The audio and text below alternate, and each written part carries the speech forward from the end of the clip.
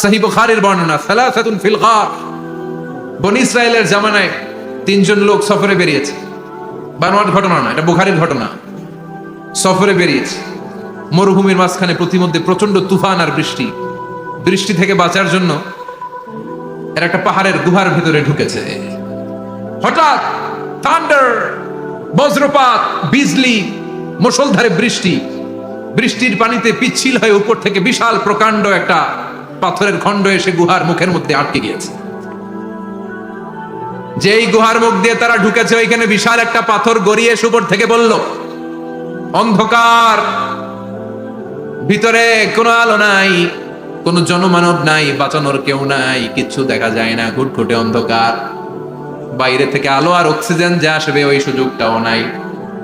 তিনজন বুঝে গেল আমাদের মৃত্যু এখানেই হবে, আমাদের কঙ্কাল গুলো শত শত বছর এখানে পড়ে থাকবে, কেউ উদ্ধারের জন্য আসবে না, ঠিকই না? বাঁচানোর কেউ নাই, অক্সিজেন যতটুকু আছে কিছুক্ষণ পরে এটাও শেষ হয়ে যাবে। তিনজনের একজন বলল, আমাদের বাঁচানোর কেউ নাই, একজন ছাড়া তিনি কে? আমাদের তিনজনের জীবনের এমন কোন নেক আমল আছে কিনা যেটা দিয়ে আল্লাহর কাছে দোয়া করা যায়? কার জীবনে কি নেক আমল আছে যেই নেক আমলটা দুনিয়ার কোনো মানুষকে দেখানোর জন্য করা হয় নাই, শুধু করা হয়েছে কার জন্য? এরকম কোন নেক আমল থাকলে দোয়া করা শুরু করো, এছাড়া আমাদের বাঁচার কোনো উপায় নাই। একজন দোয়া করা শুরু করলো, হাদিসে লম্বা একটা হাদিস, আমি সরল বঙ্গানুবাদ শোনাচ্ছি। একজন দোয়া করা শুরু করলো, একজন বলতে শুরু করলো, আল্লাহুম্মা কানালি আবাওয়ান শাইখান কাবীরান, ও আল্লাহ, আমার বৃদ্ধ বৃদ্ধা মা বাবা ছিল, আমি পেশায় ছিলাম রাখাল, প্রতিদিন রাখালগিরি করার পরে, ছাগলের দুধ দোহন করার পরে যখন বাসায় ফিরে আসতাম, সবার আগে আমি আমার আব্বা আম্মারে দুধ খাওয়াতাম। আব্বা আম্মাকে দুধ খাওয়ানোর পরে আমার সন্তানদের মুখে, আমার স্ত্রীদের মুখে আমি দুধ তুলে দিতাম। একদিন আমার আসতে দেরি হয়ে গেল, এসে দেখি আব্বা আম্মা ঘুমিয়ে গেছে। দুধের বাটি নিয়ে আমি আব্বা আম্মার মাথার সামনে দাঁড়িয়ে রইলাম। মনে মনে ভাবলাম, আব্বা আম্মা যখন ঘুম থেকে জাগবে, আব্বা আম্মারে আগে আমি দুধ খাওয়াবো, তারপরে ছেলে মেয়েরে খাওয়াবো, স্ত্রীদেরকে খাওয়াবো। দাঁড়িয়ে রইলাম, আমার ছেলে মেয়েরা এসে আমার কাছে বললো, আব্বা খাবার দাও, আমি দেই নাই। ক্ষুধার জ্বালায়, ক্ষুধার যন্ত্রণায় পাগল পড়া হয়ে আমার কলিজার টুকরা ছেলে মেয়েগুলো আমার পায়ের মধ্যে পড়ে কাঁদতে লাগলো, আব্বা একটু দুধ দাও, ক্ষুধা লেগেছে। ও আল্লাহ, আমি দেই নাই। ফজর পর্যন্ত দাঁড়িয়ে রইলাম। ফজরের সময় যখন আব্বা আম্মা ঘুম থেকে উঠলেন, সবার আগে আব্বা আম্মারে দুধ খাওয়ালাম, তারপরে ছেলে মেয়েদের মুখে তুলে দিলাম।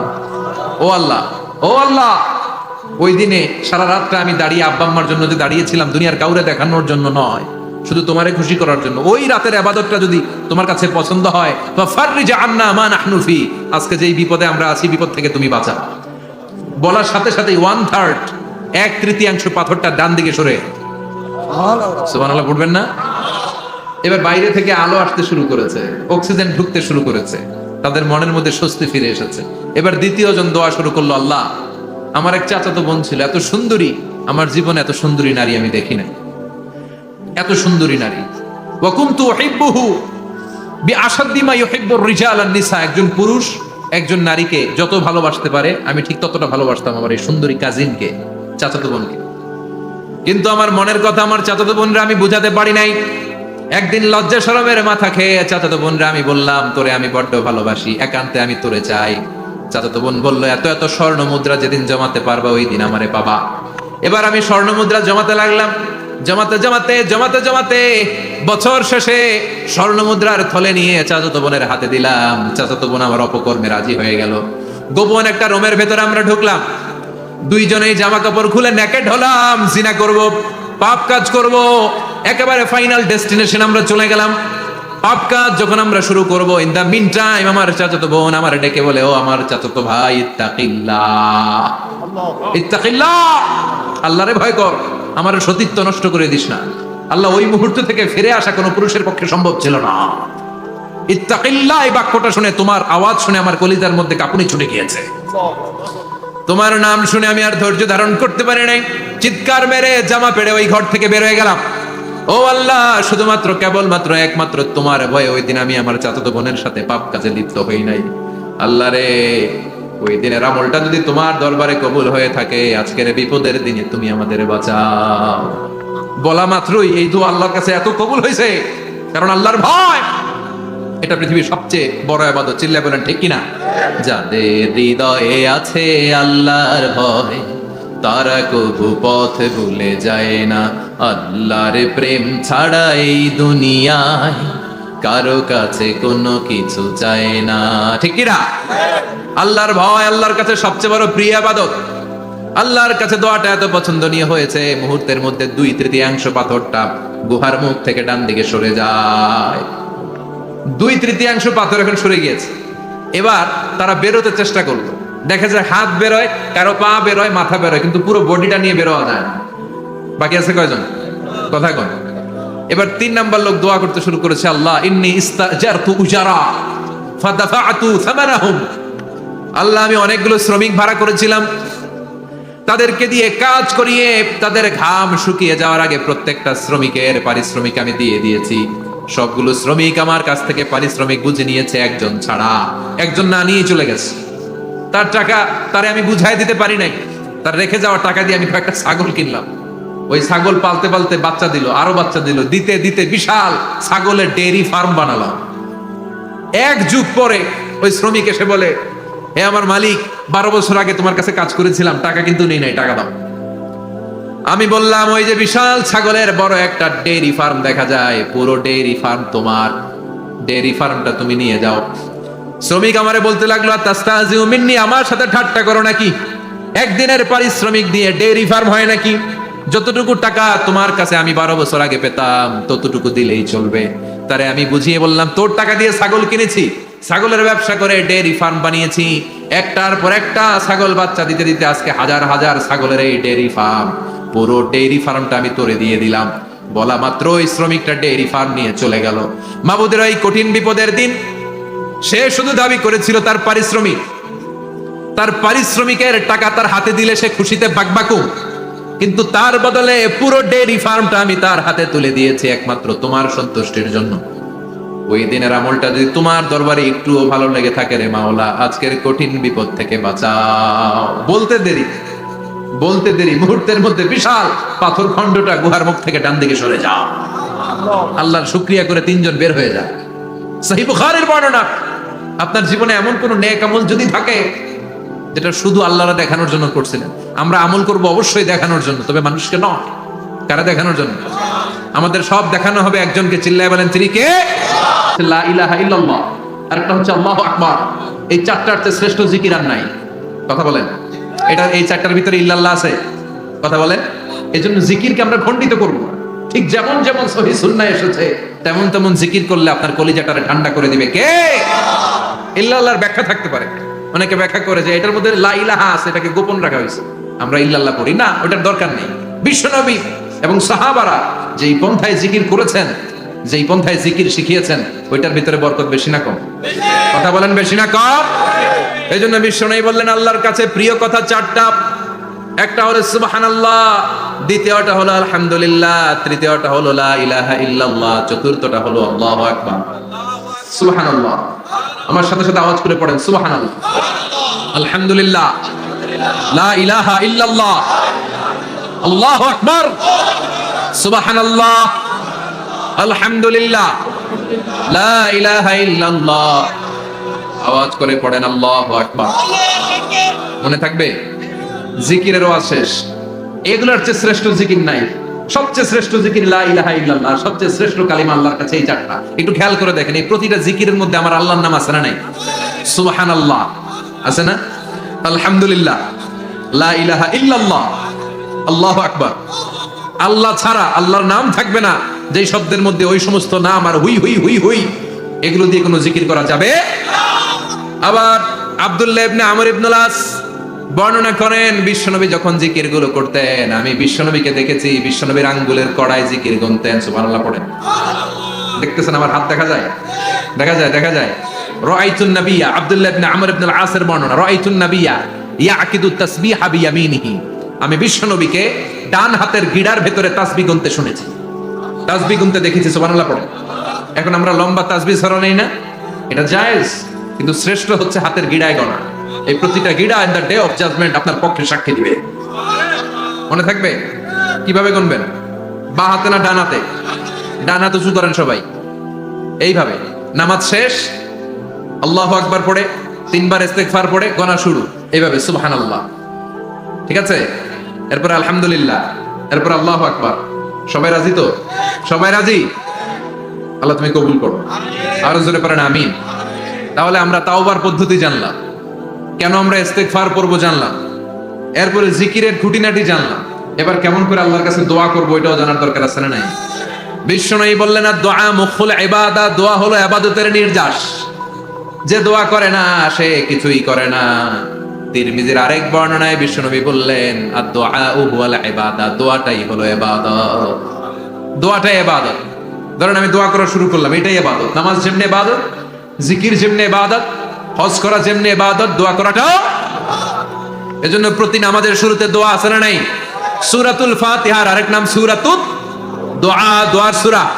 আমরা প্রত্যেকবার সূরা ফাতিহা যখন পড়ি আমরা পড়ি ইহদিনাস সিরাতাল মুস্তাকিম। সবাই পড়েন ইহদিনাস সিরাতাল মুস্তাকিম।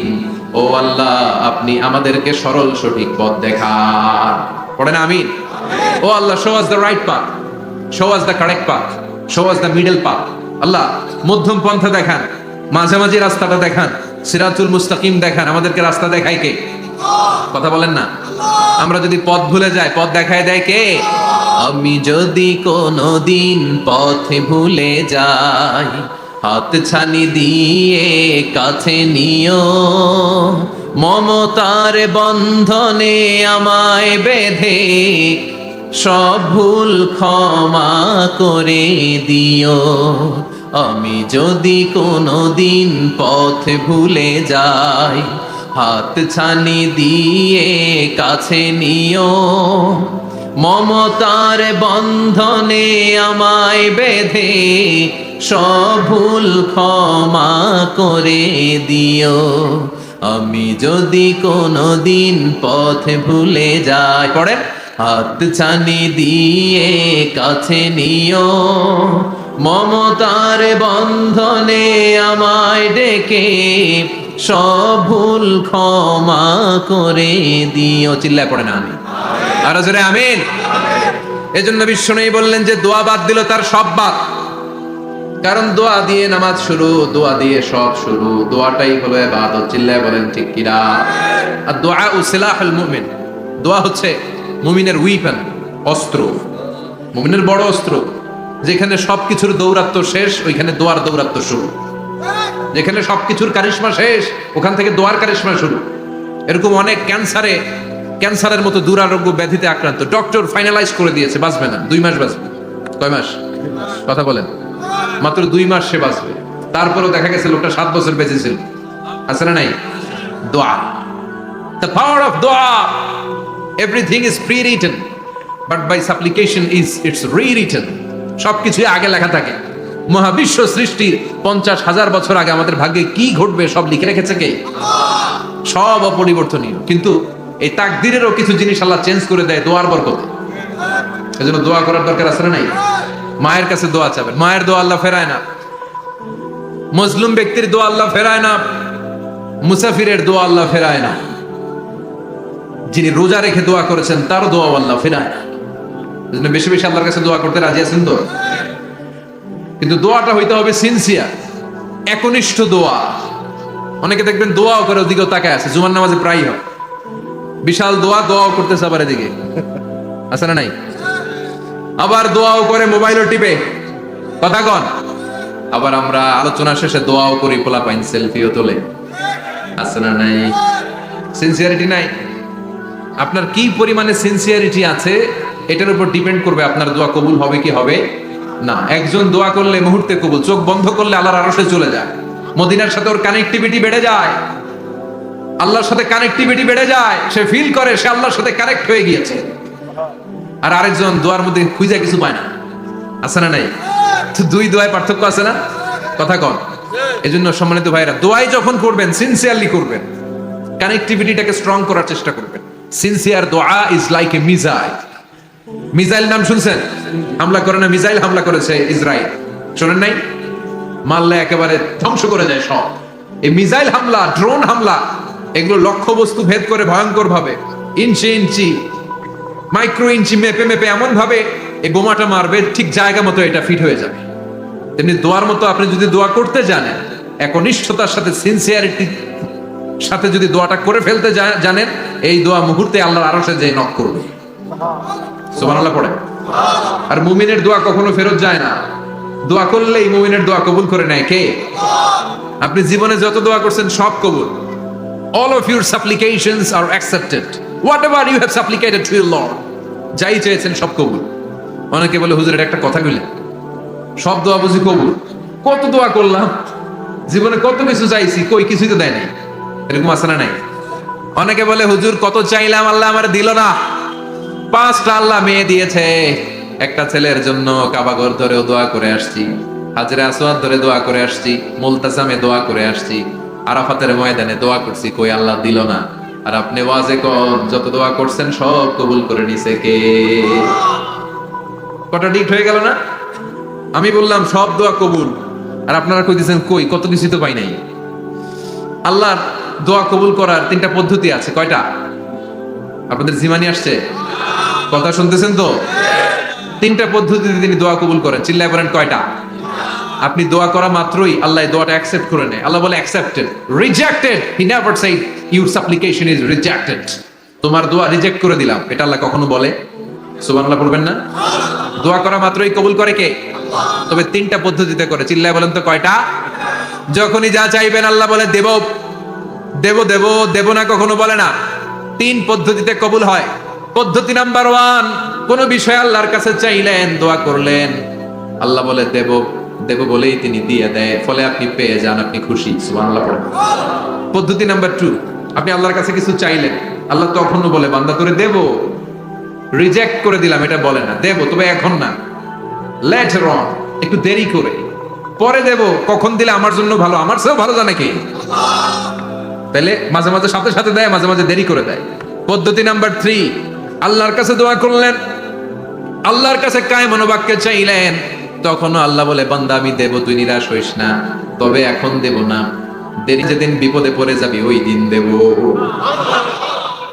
যেদিন পিতা সন্তানরে চিনে না, সন্তান পিতারে চিনবে না, পীর সাহেব মুরিদরে চিনবে না, মুরিদ পীর সাহেবরে চিনবে না, মুসল্লি ইমাম সাহেব চিনবে না, ইমাম মুসল্লি চিনবে না, নেতা কর্মী চিনবে না, কর্মী নেতারে চিনবে না। চিল্লা এখন ঠিক কিনা? কেউ কাউরে চিনবে না, কেউ কাউর কোনো উপকার আসতে পারবে না। ওই কঠিন দিনে তোরে আমি দেব রে গোলাম। তাহলে এই যে এতগুলো দোয়া ছোটবেলা থেকে আনটিল টুনাইট, এর রাত পর্যন্ত যে দোয়াগুলো আল্লাহর কাছে করছেন, লস হয়েছে? চিল্লায় বলেন লস হয়েছে না লাভ? লস না লাভ? আল্লাহ বলে গোলাম চা বেশি বেশি দোয়া কর, উজিবু দাওয়াতাদ দাঈ ইদা দাআন। আমার বান্দা আমার কাছে চাইতে দেরি হয়ে যায়, দোয়া কবুল করতে দেরি হয়, এজন্য বারবার চাইতে হবে। না দিলেও চাপ, না দিলেও একটু পরে দিবে, দেরি করে দিবে, যখন আমার জন্য উপকার হবে, ভালো হবে, তখন দিবে, তা না হলে কিয়ামতের ময়দানে দিবে। চিল্লায় বলেন ঠিক কিনা? বেশি বেশি দোয়া করবেন, সবার জন্য করবেন, নিজের জন্য করবেন, ফ্যামিলি মেম্বারসদের জন্য করবেন, শুভাকাঙ্ক্ষীদের জন্য করবেন, শত্রুদের জন্য বেশি করবেন, হেটার্স যারা আছে ওদের জন্য বেশি দোয়া। আল্লাহ যেন এগুলোর হেদায়েত দেয়। ইসলাম বিরোধী যারা, এদের জন্য দোয়া। হিন্দু বন্ধু থাকলে এদের জন্য দোয়া, হেদায়েতের দোয়া। ঠিক কিনা? সবাই সবার জন্য দোয়া করেন। অনেকে কয় হুজুর আমি আরেকজনের জন্য করবো কেন, হ্যাটটা হ্যাঁ করবো, আমার দোয়া আমি করব, আছে না নাই? না, আপনি তার জন্য করবেন। আপনি যদি আপনার ভাইয়ের জন্য দোয়া করেন, ফেরেশতারা বলে ওয়ালাকা বিমিসলিন, মানে আল্লাহ সে তার ভাইয়ের জন্য যে দোয়া করলো, এই দোয়াটা আগে তার জন্য তুমি কবুল করে নাও। আপনি যদি দোয়া করেন আল্লাহ আমার ভাই অসুস্থ, তুমি তারে সুস্থ করে দাও, ফেরেশতারা বলে আল্লাহ যেই লোকটা দোয়া করলো তার মধ্যে যদি কোনো রোগ থাকে আগে তারে সুস্থ করে দাও, পরে বাইরে। ফেরেশতাদের দোয়া কবুল করে নেয় কে? আপনার দোয়া কবুল হইতেও পারে, নাও হইতে পারে, কিন্তু ফেরেশতারা আল্লাহর কাছে দোয়া করলে এটা কবুল হবে না? আপনি যদি দোয়া করেন আল্লাহ আমার ভাইয়ের আর্থিক অবস্থা খুব খারাপ, তারে ধনী বানিয়ে দাও, ফেরেশতারা বলে ওয়ালাকা বিমিসলিন, ও আল্লাহ এই দোয়াকারী তার ভাইয়ের জন্য যেই দোয়াটা করেছে আগে তার জন্য দোয়াটা কবুল করে নাও। সুবহানাল্লাহ পড়ো। এজন্য বেশি বেশি দোয়া করতে রাজি আছেন? বারবার চাইবে, সকালে বিকালে দুপুরে রাতে শীতকালে গ্রীষ্মকালে সব সময় আমরা দোয়া করবো কার কাছে? আল্লাহর কাছে। বারবার চাইলে আল্লাহ খুশি হয়ে যায়, বারবার না চাইলে আল্লাহ রেগে যায়। দুনিয়ার সিস্টেমের একেবারে বিপরীত।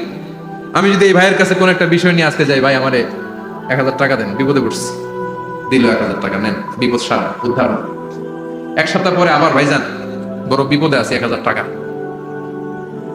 তারপরে উনি লজ্জায় করে দিবে, আসছে যখন দেই। পরের সপ্তাহে আবার মিয়া সাহেব 1000 টাকা। ওই দিন বলবে ভাই 1000 নাই, 500 নিয়ে আসেন।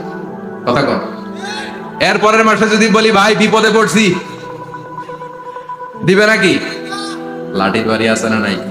প্রতি সপ্তাহে সপ্তাহে তোমার বিপদ। কথা কন। তার মানে এই দুনিয়ার সিস্টেম হচ্ছে একটা বিষয় নিয়ে বারবার কারো কাছে যাওয়া যায় না, চাওয়া যায় না, শরম লাগে। কথা কন। কিন্তু আল্লাহর সিস্টেমটা একেবারে উল্টো। আল্লাহর কাছে বারবার না চাইলে তিনি রেগে যায়। তিরমিজির বর্ণনা, ইন্নাহু মান লাম ইয়াসআলিল্লাহ ইয়াগদাব আলাইহি, যে ব্যক্তি কোনো বিষয় নিয়ে বারবার আল্লাহর বিরক্ত করে না, তার উপর আল্লাহ রেগে যায়। আর বারবার চাইতে যে লোকটা আল্লাহরে বিরক্ত করতে চায়, তার উপর আল্লাহ খুশি হয়ে যায়। এজন্য চাবেন আল্লাহর কাছে আজকে থেকে, চাবেন। দোয়া করলে যে কবুল হয়, বিশ্বাস হয় মুসলমান। নেক আমলের ওসিলা দিয়ে দোয়া কবুল হয়। আপনার জীবনে যদি কোনো নেক আমল থেকে থাকে, যে নেক আমলগুলো আপনি আল্লাহর সন্তুষ্টির জন্য করেছেন, আমি আজকের মাহফিল আল্লাহর নামে একটা কসম কেটে বলে যাই, ওয়াল্লাহি, আল্লাহর কসম করে আমি আপনাদের বলছি, আপনার জীবনের এমন কোনো নেক আমল যদি থাকে, যে আমলটা শুধুমাত্র কেবলমাত্র আপনি আল্লাহকে খুশি করার জন্য করেছিলেন, ওই নেক আমলের ওসিলা দিয়ে দোয়া করতে দেরি হবে, দোয়া কবুল হতে দেরি হবে। বিশ্বাস হয়? সন্দেহ লাগছে মনে হয়? বিশ্বাস হয় সবার? নেক আমলের ওসিলা, ওই নেক আমলটা শুধুই হয়েছে কার জন্য? চোখের পানি ছাড়ছিলেন এক রাতে আল্লাহর ভয়ে, কাউরে দেখানোর জন্য না। ওই নেক আমল। রাত্রিবেলা হেঁটে যাচ্ছিলেন মসজিদের পাশ দিয়ে, দেখলেন দান বাক্স লেখা, কেউ নাই। কচকচে 500 টাকার নোট বের করে ঢুকাই দিছিলেন। এটা হচ্ছে শুধু আল্লাহরে দেখানোর জন্য নেক আমল, ঠিক কিনা? আল্লাকা সিররুন ইনদাল্লাহ বাইনাকা আনতা ওয়া বাইনাল্লাহ, আল্লাকা সাদাকাতুন তাখফা লা ইয়ালামুহা ইল্লাল্লাহ, আল্লাকা সিররুন ইনদাল্লাহ বাইনাকা আনতা ওয়া বাইনাল্লাহ, আল্লাকা সাদাকাতুন তাখফা লা ইয়ালামুহা ইল্লাল্লাহ। সুবহানাল্লাহ পড়েন। আল্লাকা সিররুন ইনদাল্লাহ, তোমার আর তোমার রবের মাঝে গোপন কিছু আছে কি, যেটা আল্লাহ ছাড়া কেউ জানে না? তোমার কি কোনো গোপন দান আছে কি, যেটা আল্লাহ ছাড়া কেউ দেখেনি? সুবহানাল্লাহ পড়েন। এমন কোন আমল, যে আমলটা আপনি করেছিলেন শুধু আল্লাহর খুশির জন্য, ওই আমলের ওসিলা দিয়ে দোয়া করলে কবুল করবে কে? বিশ্বাস হয়?